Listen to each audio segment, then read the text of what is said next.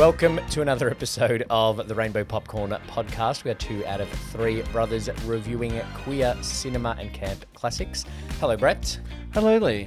How are you? I'm good. Welcome to 2025. I was going to say, is it too late to say Happy New Year? Yes. Yes, that's why I said welcome to 2025 for the Rainbow Popcorn Podcast. Yeah. It's still summer, and so I'm drinking what I've been drinking all summer. Oh, I haven't opened mine yet. Hard rated. What are you Cheers. drinking? I am drinking a Pub Tinny's Raspberry. Cheers. This is the first one I've had this summer. Also very summery, though.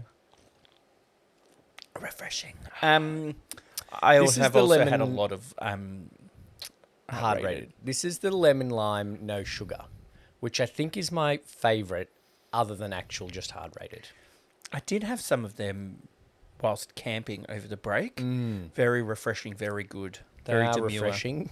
Is that still a thing this year? No. No, there'll be a new one soon. Now that the Grand Leader, or whatever he's decided to call himself by now, Moving on. has reinstated that app. Let's talk about the movie that we are doing first live for Rainbow Popcorn Live at Pride of Our Footscray. Yes. Tickets We're are in back. our episode description.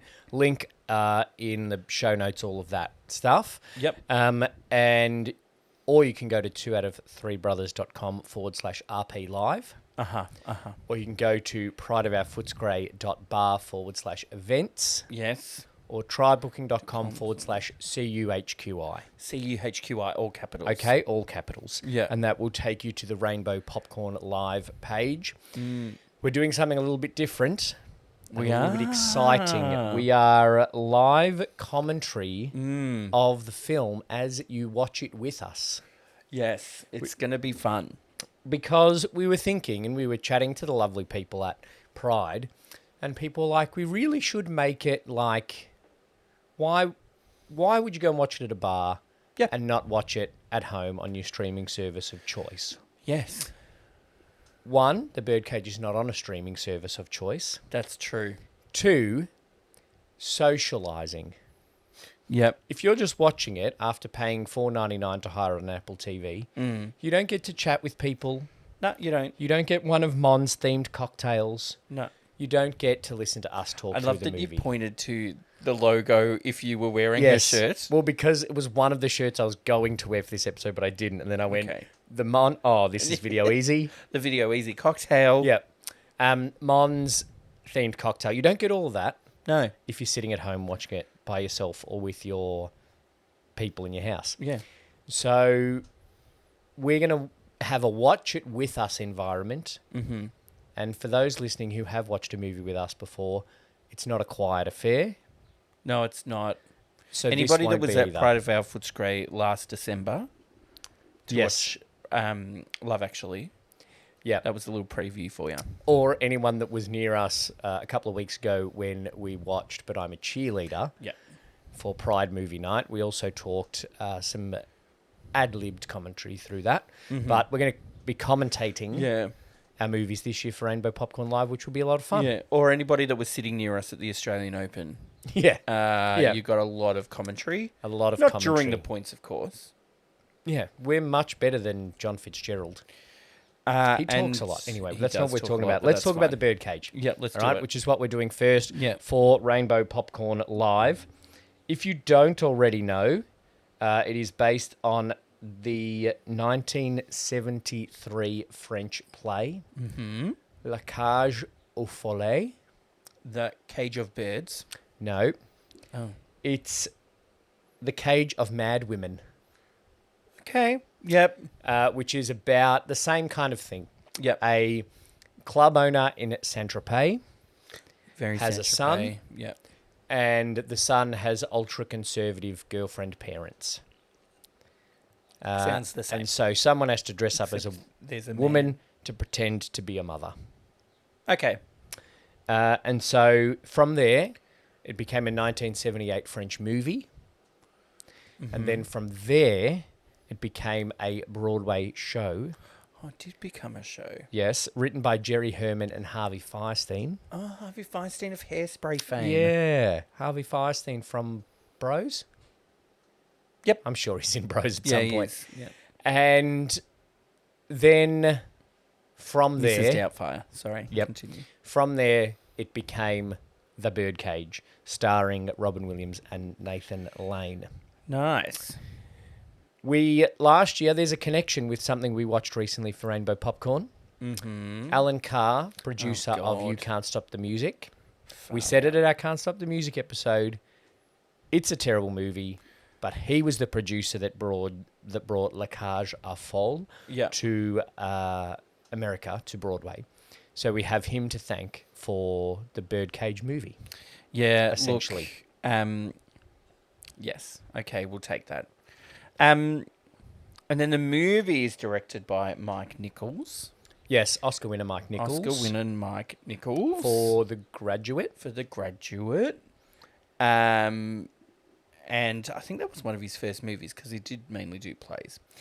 And then Elaine May wrote the screenplay. And they did improv comedy together in the 50s and 60s. Very big and very funny in the 50s and 60s. And you can see when you watch the movie that they know how to work together.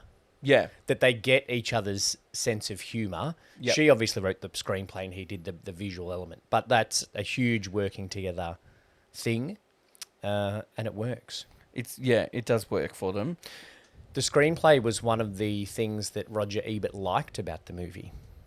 Well, it's a very well written movie. There are a couple of things that he didn't like. It is a fantastic screenplay. And one of the things we'll be making sure we do as we do our live commentary is not talk over too many of the fantastic jokes. Yep. But Elaine May did a great job, and it's nailed by Robin Williams and Nathan Lane. Yeah. And then later in the film, Gene Hackman. And Callista Flockhart. Yeah, she Yes. really nails it. A big improv comedy background for Callista Flockhart. Yeah. But actually, I was reading up, Gene Hackman has an improv comedy background, which is one of the reasons he wanted really? to take the role. Yeah. And so that makes me think that iconic scene, potentially, of him talking about the trip through the wilderness and the changing colours, Yep. whether that was improved. I do think that, not with all of Gene Hackman's movies, but mainly all of Robin Williams' movies, it's a fun game to play when you watch him and go, is this scripted or is this improv? Yeah, we might have a rolling vote about the percentage of improv that we've got. But Gene Hackman has some improv as well. Nathan Lane, obviously, quality improv. He's like a lot of his dialogue as Timon, or Timon, whatever. Yes. Was ad-libbed. Yep. I just made that up. You ad-libbed that stat. I ad-libbed that. Just call me the Robin Williams of stats. One more thing about Mike Nichols before we move on. Alan Carr fired him from the Broadway production. Well, Alan Carr is not a smart man. So Alan Carr produced the Broadway production, 1983, and hired Mike Nichols, but then fired him, which was all right because then Mike Nichols rebooted kind of his movie career. Uh-huh. In a movie, 1983, I'm trying to remember, it starts with S and it has Cher in it. Silkwood, he directed that. It came out of fucking nowhere. So he even wouldn't seen have that directed movie. Silkwood if not for Alan Carr firing him. And he might not have even directed this Yeah. if he'd already done a number of years of it on Broadway. So probably a good thing. Alan Carr sacked him. Was the movie successful? I think so, yeah. So it earned 18 million on its opening weekend and was the number one for that weekend. Big. And it held that for 3 consecutive weeks. So that's pretty good. That's pretty good for a queer-led film. Queer main character, not Robin Williams, but yeah. And it beat Primal Fear at the box office. And overall it made 185 million. Which is decent. It's pretty good. It's not a, It's not a big budget, huge movie. It's not a blockbuster by any stretch of the imagination. But that's pretty good. Yeah. Considering the topic matter as well. Yeah, It won a GLAAD award too, but I can't remember what for. It was probably like best film wide release. Probably. We'll talk about more of that on the live night. Some casting things. Great cast. Great Amazing cast. It's very well cast. But almost not that cast. Oh, no. So originally, Mike Nichols wanted as Armand. Well, originally he wanted Robin Williams as Albert. But Okay. Robin Williams said, I've just done this kind of over-the-top flamboyant Mrs. Doubtfire thing. Yep. Maybe I'll do something Won't do drag again. one step down. Yep. And he preferred Armand, which was fine because the other option for Armand originally was Steve Martin. I much prefer Robin Williams. Well, Steve Martin said himself, I don't think I can do the camp thing well enough. Yep. Even though Armand is the less camp of the characters. Yeah. I think Steve Martin, it would have seemed a bit taking the piss out of the campness. I think so. But it's not the campest character either. You know what I mean? No. Like, it's not stereotypically flamboyant like Nathan Lane's character is. So you don't have to play it full... Armand comes third in the campness after Agador Spartacus and Nathan Lane. Yeah. But still, I think Steve Martin, it would have seemed like he was trying to portray a gay. Yep. Rather than Robin Williams just acts well. Yep. Full stop. Yep. Every movie, even in RV. Mm. So yes, they were like, all right, no Steve, Robin Williams, Armand. Then Mike Nichols convinced the producer of A Funny Thing Happened on the Way to the Forum to delay the release so that Nathan Lane could be Albert. Right. And Nathan Lane ended up winning a Tony for that role in A Funny Thing Happened on the Way to the Forum. He's pretty good. So he's pretty good, is Nathan.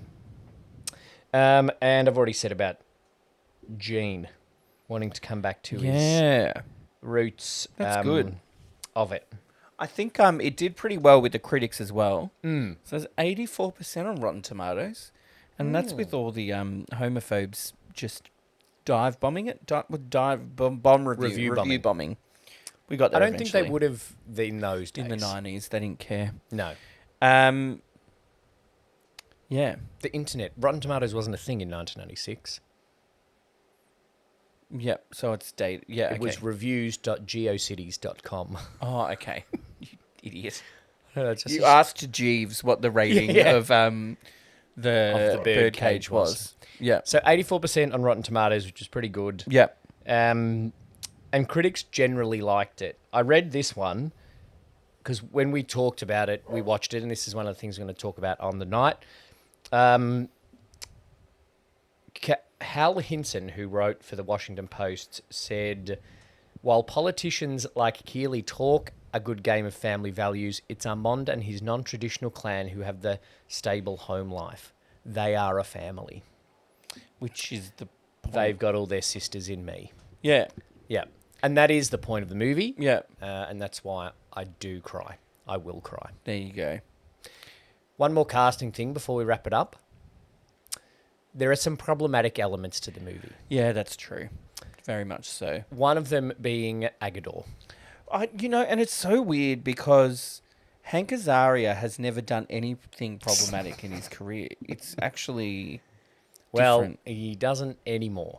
Yeah, exactly. Now he's got half as many voices on The Simpsons. Quadrupled the cast members of The Simpsons by just pairing back Hank Azaria. But he... Originally, Mike Nichols wanted Adrian Lester, a UK actor, for the role of Agador, but they both looked at it and went, actually, having a black person as the help is not a good look. So they decided on a Guatemalan instead. In Miami, though. So in it's Miami. like, yeah. And South Azaria Beach? did a fair bit of research for it. This is a quote from him. Yeah. I worked up different versions of Agador. One was more understated, barely obviously gay, almost a street tough. And one was the character that ended up in the movie. Both felt real to me. I had grown up with Puerto Rican street queens who were very effeminate and flamboyant and others who weren't. I tried both versions out for a friend who was a drag queen, asked which one he liked better and got his seal of approval. Well, then that's fine. Ticked, uncancelled, Hank. Yeah. Go back to playing Apu, as long as you've gotten that approved by... Maybe not. No, I'm not saying that at all. But, it is a fairly problematic representation now, but at least it seems Hank Azaria went through a few steps Yeah. to get to that. Yeah, and I think that